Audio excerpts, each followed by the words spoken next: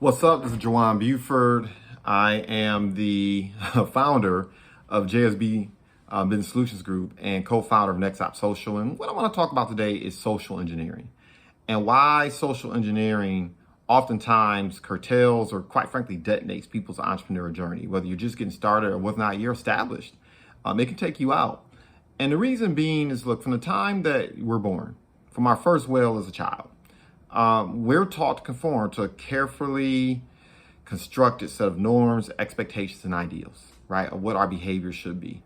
And all these things are designed basically to keep us in an existence of just constant conformity, following locks of a narrative or a soundtrack, if you will, that ensures that we follow a performance script, right, keeping you in the good graces of your peers, your subordinates, and your superiors. And one of the things that you learn real quick, fast, in a hurry as an entrepreneur is that there are no peers. There are no subordinates. There are no superiors. It's really just you.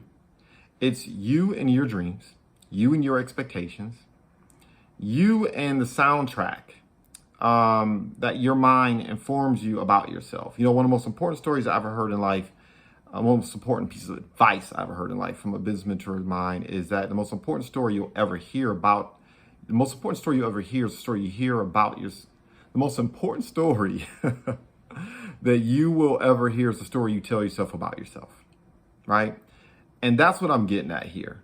Look, and what I'm not saying not to be empathetic. I'm not saying not to be considerate of those around you, but you're in the entrepreneurship game now. And, you know, it reminds me of a quote by Warren Buffett where he talks about the ideal of, or the philosophy behind his success. And he says, basically, look, I'm paraphrasing. He says, the bottom line is we've learned to be greedy when other people are fearful, and we've learned to be fearful when other people are greedy. And what is he basically saying? That majority of the time, if you're cutting against the grain, if you're doing the opposite of what other people are doing, you're going to win as an investor. Well, you know what? The same thing's applicable as an entrepreneur. It's the exact same thing. We stand at the end of the horizon. We stand at the world's edge. We tend to see things first. We see the problems, but we also see the solutions. We are able, from our purview, because we're willing to do the things that other people won't do, think the thoughts that other people don't think, behave in ways that other people don't behave. We see the world from a totally different perspective. And that's why we're able to serve, right? Because we see things first. We analyze things first. Oftentimes, we are the first to come up with a convenient solution to something. And you don't necessarily have to be first, but you have to be at the tip of the spear, so to speak, right? That's why we win. We see the arbitrage. And it's difficult to do that, right? It's difficult to cut against the grain, to swim upstream. The bottom line is by the time you reach the age of 18, you have to overcome literally 157,000 plus hours of programming and social engineering. And it's not going to be easy. I mean, you're going to have hunger pains. You're going to have emotional pains. You're going to go through distress and headache. You're going to have challenges with family, friends, et cetera, because the bottom line is eyes have been conditioned in the dark. They're uncomfortable when they're forced to open and be utilized in the light. And that's just the reality of the matter. You know, this is what I would share. Look, your current thinking, your learning, and your ability. Right? We've all heard this quote before. Your current thinking, learning, and ability has brought you to a place where you're at now. And it's going to require new thinking. It's going to require a new self-concept of who you are and your place in the world and how you operate in the world. Those are your inputs. So it's going to require new inputs to bring about different results, what we refer to as outputs, right? That's what's going to be required. And you're going to have to be willing to cut a grain and cut across, quite frankly, mediocrity. Or you have to be okay with it just the same. And it's all good. But that's the game that you chose to play when you decided you wanted to become an entrepreneur. There are going to be times where you're going to be alone, not necessarily lonely, but you're going to be alone. And you're going to be climbing a ladder of success. And we can, in this case, I'm going to just, define success as you being able to find a way to monetize your purpose and earn a living doing so and take care of your family and those who love most and be able to make a contribution to the world. So I'm going to define it and make it real finite like that and leave it at that, okay? But you're going to be climbing a ladder, and people say, when you get to the top, it's lonely. It's not lonely. You just made new friends. And look, I would never advocate against kind I would never advocate against dissing your people. I would never advocate against dissing people who are part of your journey, who have sown into you.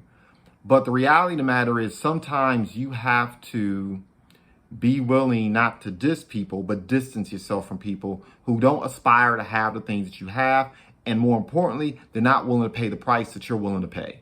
So many of us pray, right? We ask for blessings, for things to be given to us. We never stop to think that maybe those blessings are literally on the other side of the door, but we haven't been able to open the door and walk through the door because we're still carrying some things. We're still carrying some people. We're still carrying some beliefs. We're still carrying some behaviors that those blessings on the other side of the door, those things that we're carrying, it's not meant for, right? And that's the reality of the matter. You know, I'll end with another quote from the sage of Omaha that I think about regularly, particularly as of late, when I think about my own ascension and growth as an entrepreneur. And that's, look, it's better to hang out with people who are better than you. To pick people whose behaviors, inputs, and outcomes are better than yours. Simply because if you hang around them long enough, you'll begin to drift in their direction, right? So I'm paraphrasing once again a Warren Buffett quote. In other words, if you hang around 6 cursing cousins, you become the 7th. And so that's why social engineering is such a powerful deterrent and can really detonate entrepreneur success. That's why oftentimes people who've achieved success end up falling back down off the ladder because so preoccupied with other people's soundtrack, other people's expectations, other people's concept of who you are and how you should behave and how you should conduct yourself and how to fit in, right? And sometimes we make errors in judgment simply trying to fold in with everyone else. And reality of the matter is, just like when it comes to investing, once again, 90% of the time, if you're going against the crowd, if you're doing the opposite of what the majority of people are doing, you're going to win, right? And it's no different here with entrepreneurship. It's just instead of quote unquote investing in the market, so to speak, you are the market. You're investing in yourself, right? You're looking for ways to make your own person more valuable. And you're looking at your businesses not simply as things that produce revenues, but you have to wake up and ask yourself, well, how do I make the business more valuable? How do I turn the business literally into an asset? So goodbye for now. Celebrate success in advance.